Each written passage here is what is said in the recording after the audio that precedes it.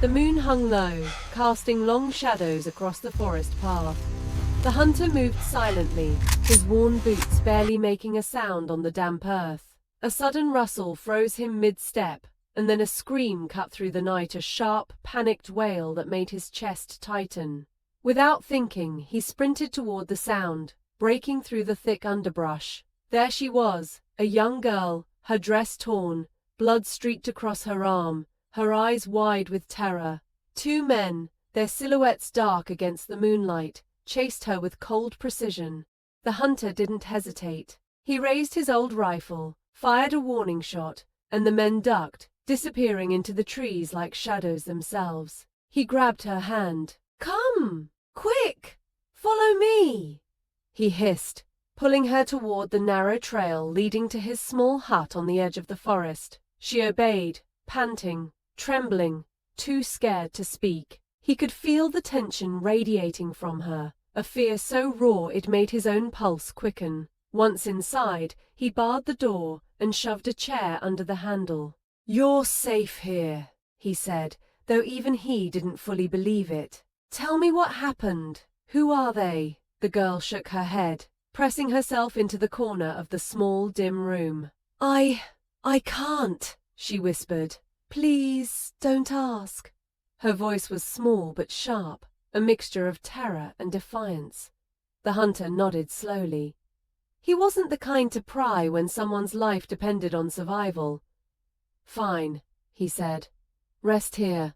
I'll bring you food." He left her with a bowl of porridge, though she barely touched it, her eyes constantly scanning the door and the shadows outside. The forest around the hut was silent, too quiet, and the hunter's gut twisted with unease. Something about her didn't fit the usual folk who passed through these parts. She moved with a precision, a quiet control that suggested she had been trained to survive far beyond what her age should allow. The next morning, the girl woke early, still pale and wary. She refused breakfast and spoke very little, only nodding when he asked if she could walk around the hut. When a stray dog wandered too close to the edge of the clearing, she hissed at it like a mother guarding her child. The hunter watched her closely, realizing she had endured horrors far worse than anyone in his small village could imagine. By the second night, the forest seemed alive with whispers. The wind carried sounds that made him uneasy.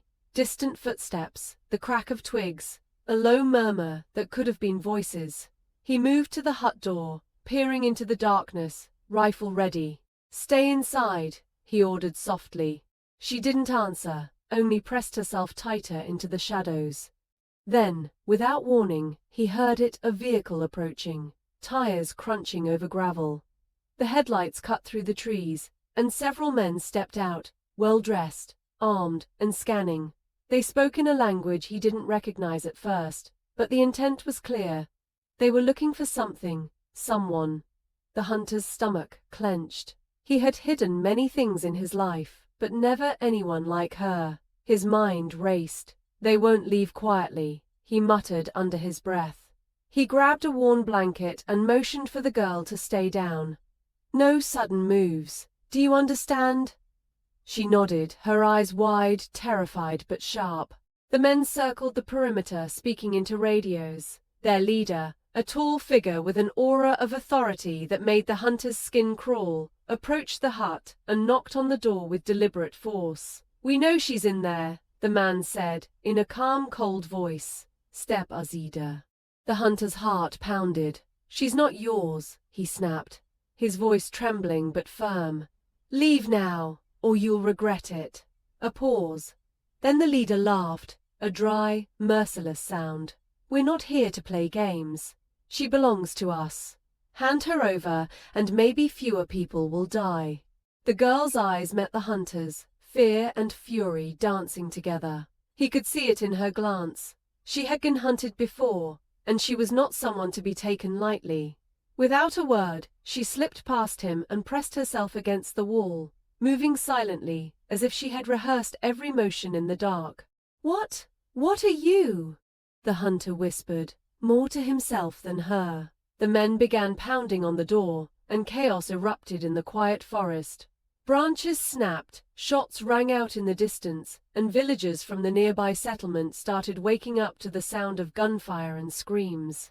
The hunter knew he had started something that couldn't be stopped. He had no idea she was the daughter of one of the richest men in the country, a key pawn in a billion-dollar scheme controlled by a ruthless drug lord and assassin who would not tolerate failure. He shoved the girl into the small hidden cellar beneath his hut, the wooden trapdoor barely covering them. "Stay here," he hissed. "Whatever happens, stay quiet and don't come out." The men kicked the door open with brute force, searching the hut room by room. The hunter grabbed his rifle, firing blindly at shadows, heart hammering. One of them fell back, shouting in pain, and that was enough to slow their advance for a moment. Outside, the village erupted in chaos. Neighbors ran screaming, some grabbed crude weapons, others tried to flee. Fires started near the edges of the settlement as more men arrived, setting the night ablaze with destruction. The hunter's small world, once peaceful, had been swallowed by violence that he couldn't control. The girl, crouched in the cellar, clenched her fists, her calm exterior cracking just enough to reveal a single truth. She had survived worse than this, and she would survive this too. If you are enjoying this video, subscribe, like, share, and comment on this channel. Let's continue. The forest trembled under the weight of gunfire and screams. Villagers ran through the clearing, dragging children and elderly to safer spots, but the kidnappers moved with methodical precision, their steps silent and deliberate despite the chaos. The hunter crouched behind a fallen log, rifle trembling in his hands. Sweat ran down his brow as he listened to the terrified shouts and the heavy thud of boots. Each shot that rang out made his stomach twist tighter. He had never fought like this before. His life had been one of hunting for survival, not for defense against a drug lord's army. From the cellar, the girl pressed her back against the wall, listening. She could hear the unmistakable hiss of someone crawling near the floorboards above her. "Calmly," she whispered. "They're not amateurs. They've trained for this." The hunter froze, his ears straining. Who are they?" he asked, his voice a mix of fear and disbelief. She didn't answer immediately. "If they catch me," her voice caught, almost breaking, "it will bring death to everyone here." The hunter's jaw tightened. "Then we make sure they don't." He peeked through a small crack in the trapdoor, spotting the leader stepping forward, flanked by men who carried automatic rifles. The leader's presence alone commanded fear. There was no hesitation, no doubt in his movements. His calm, almost casual, scanning of the hut made the hunter's blood run cold. The man had killed people before without a second thought. A gunshot tore through the air outside. A villager who had tried to fight back falling silently to the ground. Panic rippled through the settlement, but some villagers, armed only with sticks and farming tools, began to fight back. One shouted, "Protect the hut! Don't let them take her!" The hunter gritted his teeth, realizing there was no turning back. His kindness had unleashed a storm he was ill-prepared for. Inside the cellar, the girl leaned close to him. "They're after me," she said. "My father, the people I'm connected to, the money they need. It all depends on me. You hiding me has made you a target too." The hunter swallowed hard, feeling the weight of her words. "I didn't know," he muttered. "I didn't know who you were." She looked at him, her eyes sharp, almost pleading. "Now you do." Outside, the kidnappers set fire to the village edges, smoke curling into the night sky. Screams, both of fear and of rage, mingled with the cracking of burning timber. The hunter realized that resistance would cost lives, but fleeing was impossible. The men knew the forest like the back of their hands. They were trained for this. The leader finally kicked open the hut's trapdoor. "Step aside," he ordered, his voice as cold as steel. "We know she's here. Any resistance is futile." The hunter raised his rifle, his hands shaking, but his stance firm. "I said she stays. You leave now, or—" The words died on his lips as the leader's second-in-command stepped forward, gun leveled, their finger on the trigger. The girl, realizing the stalemate, moved quickly, grabbing a set of oil lamps nearby. With a swift motion, she tipped one over toward the attackers, flames erupting instantly. The sudden fire forced the men to retreat slightly, buying the hunter precious seconds. "Go!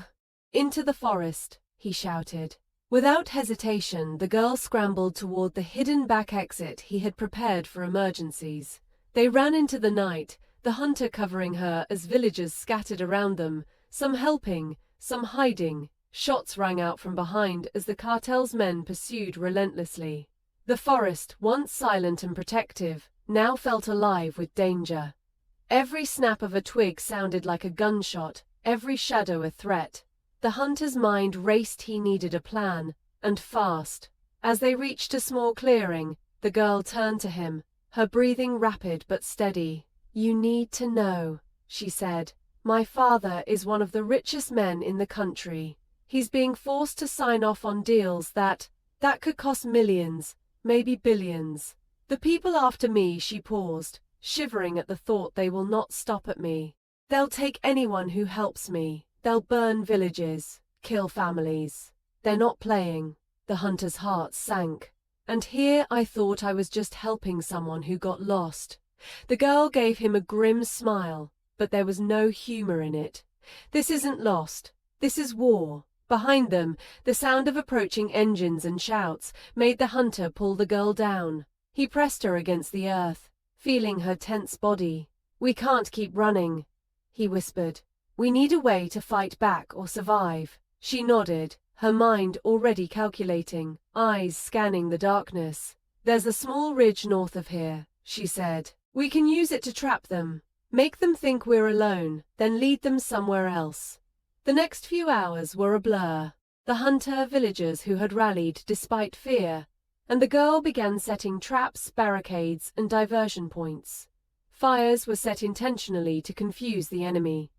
Rocks and makeshift weapons were positioned strategically, every step calculated to slow down the attackers.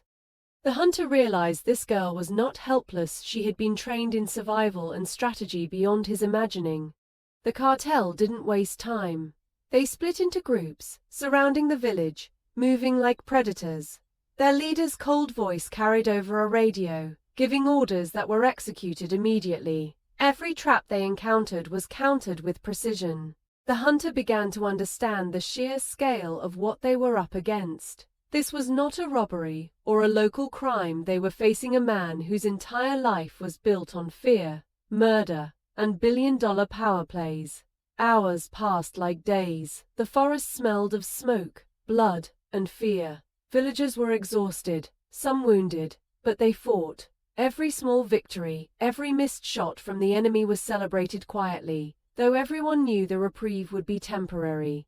The girl remained calm through it all, guiding, instructing, and sometimes taking the lead. Her voice was firm, commanding, and in moments of panic, it was the only thing that kept the hunter and the villagers moving. At one point, a sniper from the cartel took a shot at the hunter. The bullet shattered the ground mere inches from his foot. He cursed under his breath and returned fire blindly, narrowly missing one of the attackers. The girl pulled him down. "Focus," she hissed. "Every mistake costs lives. Yours, mine, theirs." The hunter swallowed his fear, listening to the girl's instructions. She was clearly used to operating under pressure, but it was clear that every move she made had consequences far beyond her own survival. He realized, with a sinking heart, that by helping her, he had dragged not only himself, but the entire village, into a war that could end in complete devastation. The night erupted in a storm of fire, smoke, and screaming. The cartel had realized the girl was being protected and responded with brutal precision. Their men poured into the village from every direction, rifles cutting through the dark like lightning. Villagers who had been defending themselves were quickly overwhelmed, some captured, others fleeing into the forest, leaving only the hunter and the few who had stayed loyal. The hunter's chest heaved as he ran alongside the girl, dodging bullets that kicked up dirt at their feet. He had never seen anything like this. The forest he knew, like the back of his hand, was now a battlefield.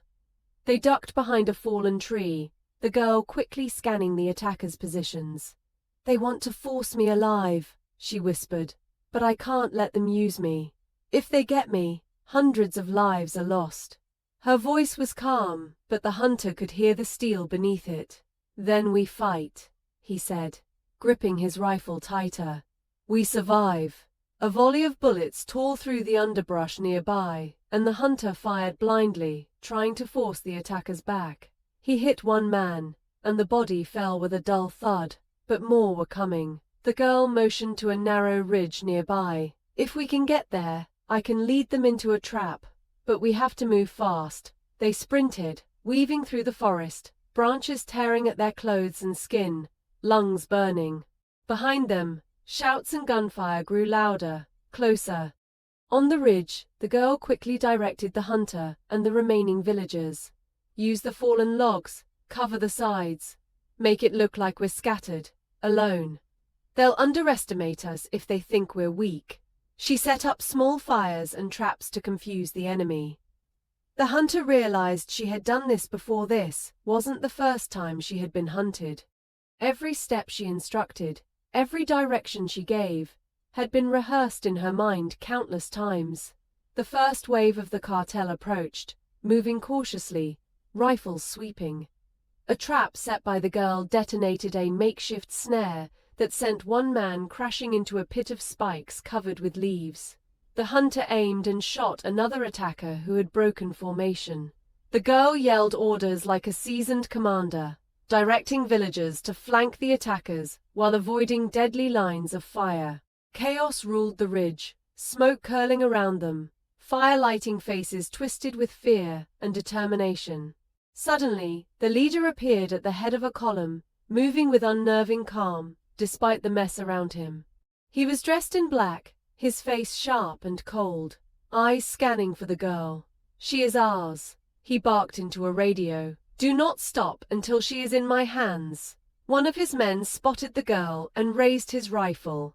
Before the shot could ring out, the girl lunged forward, knocking him aside and firing her own weapon with precise aim. The leader's eyes flicked to her, a faint smile crossing his face, as if he had been expecting this defiance. The hunter realized the full scale of the battle. They were not just defending the girl, they were fighting a man who would kill anyone without hesitation to complete a deal worth billions. The girl whispered, "Every second counts. Don't let them surround us." They moved again, ducking into the forest, using darkness and smoke as cover, until they reached a narrow gorge where the girl had prepared the final trap. Logs, spikes, and fire lined the path. "Here," she said. "This is where we make them pay." The first attackers charged, unaware of the pit ahead. One by one they fell into traps, screams echoing through the trees. The hunter fired from behind cover, taking down those who managed to climb out. Villagers, emboldened by the girl's guidance, fought with makeshift weapons, throwing rocks and swinging tools at the enemy. The cartel, trained and ruthless, adapted quickly, but each step cost them. Blood stained the earth, and the forest was alive with the sounds of pain and struggle. The leader, however, remained untouched, calm and calculating. He approached the hunter's position, assessing the chaos with a predator's patience. He raised his hand, signaling a ceasefire for a moment, and spoke. "You cannot win. You are peasants defending someone who does not belong here. Give her to me, and fewer will die." The hunter's finger hovered on the trigger, but he didn't lower his weapon. "She's not yours," he said, "and we're not afraid." The girl stepped forward, standing tall despite exhaustion. "You will not have me," she said, her voice unwavering. "If you want me, you'll have to go through all of us." The leader's eyes narrowed, then he laughed, a cold, dry sound that sent shivers down the hunter's spine. "So be it," he said. And with that, the final wave of attackers charged, bringing with them death and destruction that seemed unstoppable.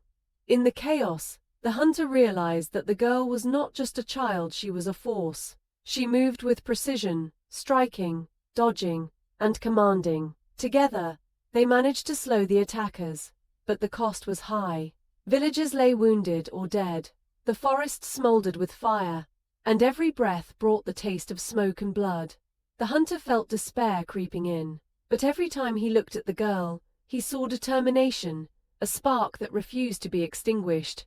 Hours passed, the night dragging on, each moment filled with danger. The leader moved closer, killing anyone who dared block his path, leaving a trail of bodies behind him. The hunter knew this confrontation was inevitable. He would have to face the leader himself to protect the girl. She, sensing his thoughts, whispered, "When the time comes, we fight together. You cover me, I cover you. We end this tonight." The hunter nodded, gripping his rifle tighter. "For the village," he said. The girl smiled faintly, almost sadly, and they prepared for the final showdown, knowing that survival would demand everything they had, and that even then, the cost might be more than they could bear. The forest was alive with firelight and gunfire, the smell of smoke thick in the air. The hunter crouched behind a fallen tree, heart hammering, rifle steady, sweat running down his face. Beside him, the girl scanned the chaos with a focused glare. "We can't hold them forever," she said, voice sharp. "But we can make them pay every step." From above, the leader signaled, moving through the smoke with an unnerving calm. "She is ours," he barked. The hunter clenched his jaw. He had no choice. This was it, the final confrontation. "Follow my lead," he whispered to the girl. She nodded, determination burning in her eyes. The hunter and the girl sprinted toward the gorge she had prepared earlier, moving like shadows through the firelit forest. They dropped behind the first barricade of logs and spikes, drawing the cartel's men into a trap. The first attackers fell into the pit, screaming, as the girl's precise shots struck the others trying to climb out. The hunter fired relentlessly, his hands steady now, fueled by adrenaline and desperation. Every move the cartel made, they countered with skill and strategy. The leader watched from a distance, his face a mask of fury and calculation. He realized brute force wouldn't work. Slowly he advanced toward them, stepping over the fallen, ignoring the chaos around him. "Enough games," he growled, raising his weapon. "Step aside. She belongs to me." The girl stood her ground. "You're not taking me," she shouted. The hunter fired a warning shot at one of the leader's men, forcing the group to pause. The leader smirked, but his eyes narrowed. "You cannot win," he said. "Give her up, or you die here." The hunter clenched his teeth. "Try me," he said, voice low but unwavering. The leader charged forward, a shadow moving through fire and smoke. The girl jumped in front of the hunter, firing her rifle with deadly precision, forcing the men back. The hunter leapt to cover her, taking out anyone who tried to flank them. Their coordination was perfect. They moved as one, covering each other, their trust solidified in the chaos. A well-aimed shot from the hunter took out the leader's right-hand man, and the leader growled in frustration. He advanced alone, careful, calculated, deadly. The girl led him into a narrow pass, where the hunter had set up a hidden barricade reinforced with fire and traps. The leader tripped slightly, the ground shifting beneath him, and the hunter seized the moment, firing a shot that grazed his shoulder. The leader stumbled but recovered, rage in his eyes. "You fought well," the leader hissed. "But this ends now." The girl didn't hesitate. "It ends only if we survive," she said, firing 2 rapid shots, forcing him back again. The hunter lunged from cover, striking the leader's rifle with the butt of his gun, forcing it from his hands. The leader growled, coming at them with fists, and the hunter met him head-on. The struggle was fierce, the hunter fueled by every ounce of strength he had, refusing to let this man take the girl he had sworn to protect. The girl, seeing an opening, grabbed a flare from the ground and ignited it, throwing it near the leader. The bright explosion forced him to retreat, blinded temporarily. The hunter seized the opportunity, tackling him into a ditch, the man crashing heavily to the ground. He lay there, winded, bloodied, but alive. The remaining cartel members, seeing their leader subdued and their losses mounting, began retreating, disappearing into the smoke and trees. The village, though scarred and smoldering, was no longer under immediate threat. The hunter and the girl stood side by side, breathing hard, eyes scanning for any remaining attackers. Finally, the girl exhaled deeply. "It's over. For now," she said, voice trembling but triumphant. The hunter placed a hand on her shoulder. "You're safe. You made it." She looked at him, a faint smile breaking through her exhaustion. "We made it," she said. "Thanks to you." In the days that followed, the girl's identity became known. Her father, grateful and shocked, personally ensured that the hunter and his village were compensated for their courage and loyalty. The hunter, once poor and unknown, suddenly found himself respected, provided for, and connected to a world of wealth and influence he had never imagined.